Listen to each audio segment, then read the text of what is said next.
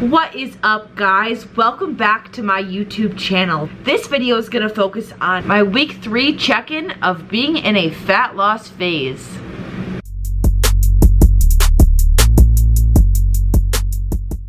So if you guys have not tuned in to my last video, that was my first 2 weeks of being in a calorie deficit.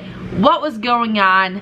You better go find out. You better go watch the other video. Link is in the description box if you guys haven't blessed yourselves with watching that. So this week I'm gonna go over what has changed in my diet, training, any nutritional changes, a look into my lab life, and how my new course is going. So full life update, full physique update. Let's go. Last time I checked in with you guys, I was 154 pounds. 1 week later, I am now 151 pounds according to my spreadsheet. So I didn't change my macros from before. My cardio is still the same, and I'm still hitting that 10,000 steps per day. Now let's head over to my first physique update with you guys. So we are sitting at 151 pounds, and this is how we currently look. I'm definitely not the most shredded or the most comfortable putting on a swimsuit right now, but honestly, it feels pretty good to take these check-in photos and see some progress from last week. I have not changed anything in my diet, and I will post exactly what I eat in the description box. Here is my exact routine for glute activation. I have been having very quiet glutes. They don't want to work.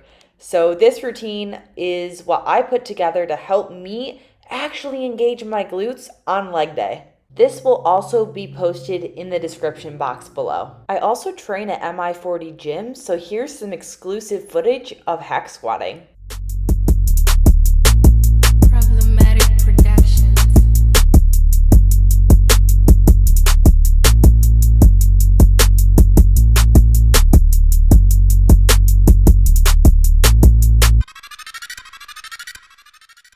Going from the gym, I'm gonna head right over into the lab. So here you see a video of me setting up my body composition station at University of South Florida's Human Performance Lab. So for body composition, I do skin fold and A-mode ultrasound for the Physique Enhancement Laboratory, which is on Tuesday mornings around 5:30 a.m. So here is actually the Physique Enhancement Laboratory at University of South Florida. So this is Bill Campbell's research laboratory. This is the place where all subjects involved in our studies train. Going from research, I'm going to jump into my class.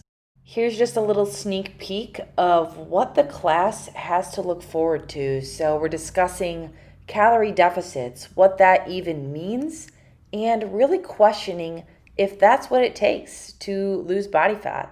So I've changed absolutely nothing with my approach, and I'm still losing fat. So this is just a point that you don't need to change something every single week to see progress. So it looks like I was down another few pounds this week.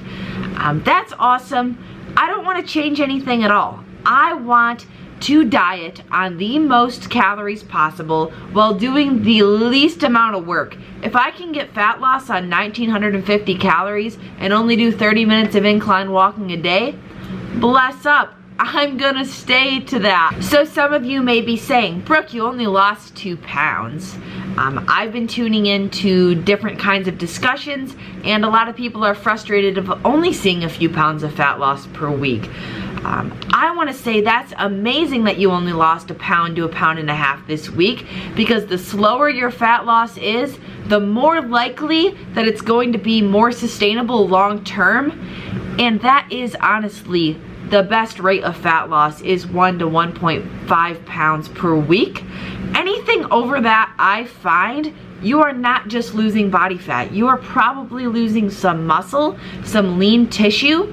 So there's definitely a difference between losing weight and losing body fat. So we are trying to lose fat. So I don't want to lose fat really fast. I looked back on the week and I kind of thought about So how did my actions reflect this result? And this week, I looked so much better than I did last week. And as you guys saw the spreadsheet update, I lost another few pounds. So I'm not really focused on the number on the scale. I'm really focused on my appearance. How do I feel? What's going on? So we didn't really change anything from the week before to now. Nothing was changed. So that leads me to raise the question. When will I change something in this process? I mean, if I'm losing body fat, my weight's going down, my waist measurement getting smaller, I'm feeling fine, why would I need to change anything? I think a lot of people get caught up on the week-to-week check-ins of, hey, what's changing this week? But if I see that you lost a few pounds this week, I'm probably not going to change your macros. I'm probably not going to adjust your cardio. And that's the secret to this. You want to diet on the most calories possible and doing the least amount of work possible. Because once you make that change, that becomes the new norm. You know, that's the new standard. So I'm going to diet on these calories as long as possible. I'm going to do 30 minutes of incline walking as long as possible. Because as soon as I up that standard, that's the new standard. I feel the most put together in my life, in my fitness life. I just feel great overall, and I think that's really contributing to my ability to delegate and execute and work on all of these different projects at the same time just by putting myself first, making myself a priority, hitting my macros, getting my cardio in, training really hard. Now that feels badass. That's going to reflect in the people you talk to, your job, your ability to do your work so much better. And that's the effect that I feel, and it's making me want to get better in that regard. So thank you guys so much for tuning into this video, and I will see you guys exactly 1 week from now for the next check-in video. And if you guys have any questions, shoot me a question in the comments below. See you guys next time.